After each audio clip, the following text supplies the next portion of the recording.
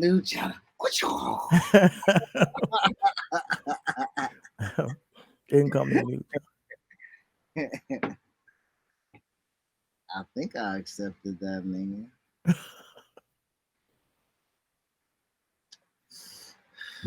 I hit accept. Hold up. Yeah, I need to get a PS5, man. Get that Street Fighter. Oh, that's out only on PS5. Um, it's on Xbox too. A new one. I need to get one of the new consoles, pretty much, because I want. I don't. Uh, I don't want to get it with my old shit. all right, we about to join. We got Big Cuz You, in the building. the one and only, the true, the rich, cousin The, Rich, the, the the, true the, day the, one. the, the very first listener of Yeah. the podcast. What's up, man? How you been? What up? What up? How y'all feeling? What's Great, good, great. brother? So we were just talking about Vince leaving. We talked about that. We talked about Gresham being pissed off with Impact, but we want to talk to you about Marvel and what their plans were going forward. Now, Chris just told me you talked about the Wakanda movie, Wakanda Forever, right? Yep. Yeah, you're kind of upset that they didn't recast our boy Chadwick Yes. or T'Challa. All right. Now, who would you have casted in that role? I gotta ask. I can't pronounce my man name, but he recently played in Candyman. They had him as the new Candyman. Okay. Um, but honestly, man, anybody, any African American or any African for that matter, tall in stature, deep voice, imposing figure, like they could all work because the true Black Panther character in the comics was just that. Like outside of being regal, he was tall, he was black, he was an imposing figure. Even when he wasn't cloaked in his costume, like I hear you. so, like even with the T'Challa character that we love and know with Chadwick, yeah, he was regal, but it wasn't really anything imposing about him. It wasn't like he was demonstrative, like nothing about him was intimidating, really. You know what I'm saying? So no, he played the fuck out of the role. But when you get into the actual Black Panther character, like it's not only is it more depth to him naturally, like any other character, but there's just things that fit the character a little more accurately with other actors that I think that they would have been able to tackle that if they recasted him. You know what I'm saying? Yeah, 'Cause it's so much more with the T'Challa character that needs to be told, not just should be told, but needs to be told. I Um, hear you. for the I, sake of just the character and the storyline, I believe. with the passing of Chadwick, I personally was like, there's no way they can recast his character because I think he did a great job. The movie was so monumental in its own right, and then he passed away, unsuspectingly. And in the comics, Shuri does become Black Panther at one point, so I think Hmm. that's where they're gonna go. However, um, there's not there. It's not there. There's no hope for them to recast it still because we do have a lot going on with this new saga, the multiverse saga. I first would keep it true to form that T'Challa's passed in this universe, but they have the story of the Secret Wars coming up in Avengers, a Phase 6. I'm about to Google that while you talk. Go ahead, Now, keep talking. Secret Wars. Have you saw Spider-Man No Way Home? Yeah. Did you like it? I Yeah, I liked it. I liked it. I don't feel the same as everybody else as far as the Spider-Man universe. Like everybody ranted and raved over literally every single Spider-Man movie.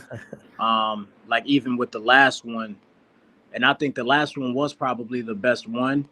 But I still think it was just a pretty good movie. And I Okay. rewatched it, and I was impressed by a few things. I love the storytelling. Yeah. But in overall, in general, man, the Spider Man is just he's okay for me. You know what I'm saying? But also it's a bias with that because I was never super into Spider-Man growing up. Like I would watch Spider-Man for Venom. Like I was a Venom Uh-huh. fan. I like Now, do Carnage. you You know what I'm saying? I didn't give a fuck about Spider-Man, but as far as storytelling, I like how they did the last two Spider-Man movies. did you like the two Venom and Carnage movies? I did actually. I hated I those, did man. because I think Oh man. I think they told is because you got to put it in perspective. Context is everything, right? These were introductory movies, so they're introducing a character. You know what I'm saying? So they did that. They introduced the character, and they did a pretty good job with introducing that character. And then Yeah. so they they tease the next time you see him, it'll be with Spider-Man somehow. They kind of actually he came out. I mean, hopefully we get to see Venom versus Spider Man at some point because they got to do that. I think at some point, but he did go into the universe and then he got taken out when all the villains, so we don't know what's going on with that. They had the Morbius thing happen, which made no sense. My problem with the Venom stuff was that he's a complete joke in those two movies. Like it's like Venom, the alien part of him is not like menacing at all. He's like a Right. jokey character, which Venom has never been that. But why I brought up Spider Man No Way Home because they brought in the multiverse in that. You saw different Spider Mans, so potentially we might get a different Chadwick or not Chadwick, but different T'Challa in Secret Wars. We might even get a different Iron Man or Captain America come back in those movies. I think that Secret Wars, which will happen in 2025, so we got some time, will be the best Marvel movie of all time, potentially, if they do it right. Because you have the potential to put in whatever character you want in the past Marvel history of who's been in any movie. If you want to see Now, now, Gambit come in, you can see him pop up in that bitch. now, I want to interject, Rich, before you give your thoughts on that, because I want to interject. I just looked up Secret Wars, and I don't know. I know you're a comic reader, so the superheroes that are in the plot, if they were able to draw from the Secret Wars, is Captain America, Captain Marvel, Hawkeye, Iron Man, She-Hulk, Thor, Wasp, Hulk, the Fantastic Four, Spider-Man, and Spider-Woman, and they have the team of the X-Men where you got Cyclops, Colossus, Nightcrawler, Rogue, Storm, Wolverine, Magneto. And then they have the villains of Doctor Doom, Doctor Ock, Kang, Claw, uh, Galactus. You know what I'm saying? So, do you have any faith that they can build up steam like they've been like? Cause me and Rich be having on the text, the nigga be like, nah, nigga, nah. Like, That's the same thing with my brothers. My brothers hate what's going on right now. We be arguing and shit. because he considers himself a purist. You know what I'm saying? Yeah. And one of the conversations we to correlate wrestling into this, and this is why we can kind of have this conversation, is Nick Khan was brought on in WWE not necessarily to influence the creative nature of the process, but to enhance the presentation or the business side of it. An adaptation from the comics to the movies is almost the same thing, where the business side of it is going to be the movie and the pure side is going to be the comics. It kind of gets left aside. So what are you willing to sacrifice from the comics for it to be a great adaptation? Great question. You asking me a serious question? That's a serious question. What am I Yeah, willing to give up in the comment? yeah, you got Nothing. sacrifice. Absolutely You got nothing. Well, you got to. It's a when you 2-hour talk to movie. when you talk to anybody who's a fan of Game of Thrones, you talk to a fan of Harry Potter, whenever you mention, the specifics of these movies and series, they'll most of the time the first thing that they'll give you is what they hated about it because they were such fans of the original, the book, the original story. It's like, yeah, they did this great and this was great. And it was dope to see this, but man, I was so mad they did this with this character. Like, The reason that they brought this to the big screen was because they knew they had a big fan base who bought the books of Harry Potter, who actually read Game of Thrones, the series. You block your mic. You block your mic. Nah, my fault. Damn, did you hear me though?